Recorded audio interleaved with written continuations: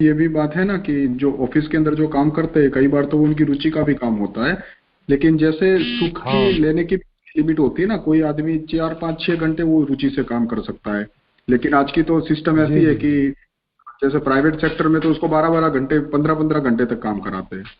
जी जी, तो फिर ये भी वो कारण है, सही कह रहे हैं आप। खत्म हो जाता है, तो फिर हम्म। वहां पे तो फिर वो आलस मतलब ऊर्जा के लिए ही तो वो रेस्ट के मोड पे आ जाता है ना, तो ये हाँ भी हाँ, एक बिल्कुल उसमें। बिल्कुल। जी जी, ये भी एक कारण है कि अब आदमी की ऊर्जा खत्म हो गई और फिर भी उसके काम के घंटे बचे हुए हैं, अब जबरदस्ती उसको करना है, तो वो स्लो स्लो ही करके करेगा। अब कैसे करेगा उसी तरह से? तो ये बात भी सही है कि 4 5 घंटे से ज्यादा का काम नहीं होना चाहिए किसी एक आदमी को। तो अभी तो 8 घंटे और प्राइवेट में तो 12 घंटे जैसे सर बता रहे हैं। तो ये भी एक कारण है कि रुचि हो तब भी ये समस्या खड़ी हो जाती है, कुछ 4 5 घंटे के बाद में आदमी थक जाता है।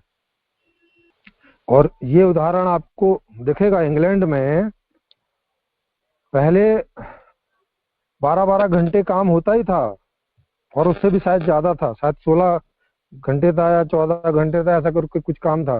तो किसी को ये बात समझ में आई, उसने अध्ययन किया होगा वर्कर्स का, और उसको समझ में आई कि शुरू शुरू के घंटों में तो वो ठीक काम करते हैं और बाद में तो फिर बहुत स्लो मोशन हो जाता है उनका। तो उसने ये तरीका भी अपनाया कि भाई इनके काम के जो घंटे हैं वो घटाओ। तो जब काम के घंटे घटाए तो लोगों को अच्छा लगा, बोला अब ठीक है, अब काम। और पता चला कि आउटपुट ज्यादा हो गया, ज्यादा पैदा उसमें होने लगी थी, ज्यादा काम होने लग गया था, जबकि काम के घंटे घटा दिए थे। और फिर अभी तो बाद में आप देखते ही हो 8 घंटे हो गए हैं, और अभी भी लोग सोच रहे हैं इस बारे में, जो साइकोलॉजिस्ट हैं उनकी ये स्टडी है, वो सोच रहे हैं कि अगर इसको और कम किया जाए तो और अच्छा हो सकता है। और चूंकि हमारे पास में इतना सारा काम करने वाले हैं, माने मानव संसाधन है, सब नौकरी के लिए घूम रहे हैं, है नहीं किसी के पास काम।